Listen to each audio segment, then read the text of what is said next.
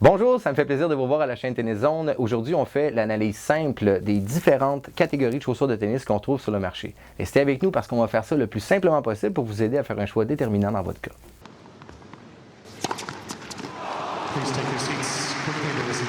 Alors, comme mentionné, aujourd'hui, on va parler des différentes chaussures de tennis qu'on retrouve sur le marché. Il y a toujours un très grand choix de chaussures de tennis particulièrement qui est offert. Et on voit souvent des gens qui semblent se compliquer la vie à regarder plusieurs modèles, ne savent pas tellement exactement où ils vont s'en aller. On a souvent des questions par rapport à ça. On a décidé de faire ça simple, de vous présenter comment est-ce qu'on voit les chaussures de tennis et comment on le voit ça depuis le début. Il y a plusieurs catégories, en fait. Il y a quatre grandes catégories qu'on a mis en application chez Tennis Zone depuis des années. Et je vais vous les mentionner à l'instant. Alors, la première catégorie dont on va parler aujourd'hui, c'est la catégorie de l'endurance.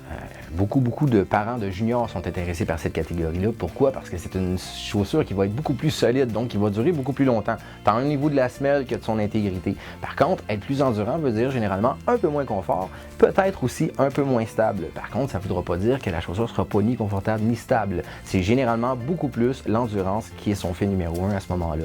On parle généralement aussi d'une chaussure qui est un peu plus lourde, mais encore une fois, son point numéro 1, c'est toujours l'endurance. La deuxième catégorie qu'on retrouve, c'est la catégorie de la stabilité. La catégorie de la stabilité est intéressante. Pourquoi? Parce que c'est la catégorie qui va être le plus prisée par les joueurs de compétition. Les joueurs de compétition veulent avoir une semelle souvent le plus mince possible. Donc, une semelle plus mince possible avec un centre de gravité plus bas. On a beaucoup plus de stabilité au niveau du terrain. On est aussi, ayant une semelle plus mince, beaucoup plus de sensation de terrain. Alors, la stabilité est intéressante pour ça. Par contre, étant plus mince, on va généralement avoir moins de vibrations de terrain qui vont être absorbées, donc il va y avoir un peu moins de confort. Et aussi, naturellement, on va chercher des chaussures qui sont relativement plus légères pour ce déplacement plus rapide. Souvent, donc, vont être plus légères, donc un peu moins endurantes. Par contre, la stabilité est extrêmement intéressante. Fait à noter, si on a des problèmes de cheville ou en fait une cheville fragile, sans y aller au niveau confort, y aller dans la stabilité, c'est beaucoup plus intéressant parce qu'à ce moment-là, le pied n'aura pas besoin de travailler. Le travail va être plus naturel au niveau de la semelle et au niveau de la cheville. À ce moment-là, on va avoir une meilleure stabilité. La troisième catégorie sur le marché, c'est une catégorie qui intéresse aussi beaucoup de gens, c'est la catégorie naturellement du confort. Pourquoi est-ce qu'on voudrait une chaussure de confort en fait? On a des problèmes de genoux, on a des problèmes de cheville encore une fois, mais là, il faut faire attention. Tout à l'heure, on parlait de problèmes de cheville au niveau de stabilité. Là, je parle plus au niveau de douleur, lorsqu'on veut avoir le moins de sensations possible. C'est le confort qu'on va chercher. Les semelles de confort, généralement, sont plus épaisses, donc légèrement moins stables.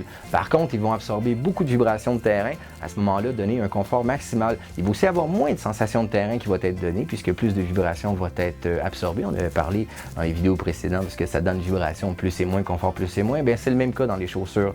Alors, une chaussure plus confortable va être meilleure pour les gens qui veulent recevoir une meilleure absorption au niveau du genou, meilleure absorption aussi au niveau de la cheville et de la vibration. Le confort à ce moment-là va être la meilleure catégorie pour eux.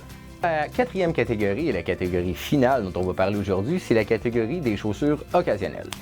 Les chaussures occasionnelles, c'est assez intéressant parce que vous allez remarquer qu'au niveau design, souvent au niveau couleur, au niveau style, ressemblent énormément à leurs confrères, si on veut, de haute qualité. Pour les joueurs de compétition, exemple, on n'a qu'à penser au Vapor Race versus le Vapor 9.5. J'ai le Barricade Team versus les Barricades et ensuite, et ainsi de suite. Il y a beaucoup de modèles comme ça ou c'est comme ça. Chaussure occasionnelle, donc, est là pour qui? Quand on la met dans les pieds, la chaussure occasionnelle, elle est extrêmement légère, elle a l'air extrêmement confortable, puis elle l'est, il faut le dire. Sauf que généralement, c'est pas pour long terme. C'est des matériaux qui sont faits un peu plus faibles, donc vont coûter beaucoup moins cher. C'est vraiment, comme le nom l'indique, pour les joueurs qui jouent une fois de temps en temps. À éviter aussi, même si on est un joueur occasionnel, si on est un joueur soit corpulent ou beaucoup plus fort, beaucoup plus grand, notre masse va sûrement pas être tenue à ce moment-là par une chaussure occasionnelle. Donc même si on joue une fois de temps en temps, si on est plus gros, plus fort et on joue même plus agressivement, on devrait peut-être éviter à tout prix. Mais c'est une chaussure et une catégorie très intéressante pour les gens qui vont jouer une fois de temps en temps ou qui vont jouer relativement occasionnellement, mais qui vont vouloir payer beaucoup moins cher. Alors voilà, c'était tout pour la vidéo de cette semaine. J'espère que vous avez apprécié. Naturellement, si vous avez des questions ou des commentaires, vous vous gênez pas, vous laissez les questions dans la section questions sur YouTube. Ça va nous faire plaisir de répondre. On regarde ça constamment. Je vous remercie. À la prochaine.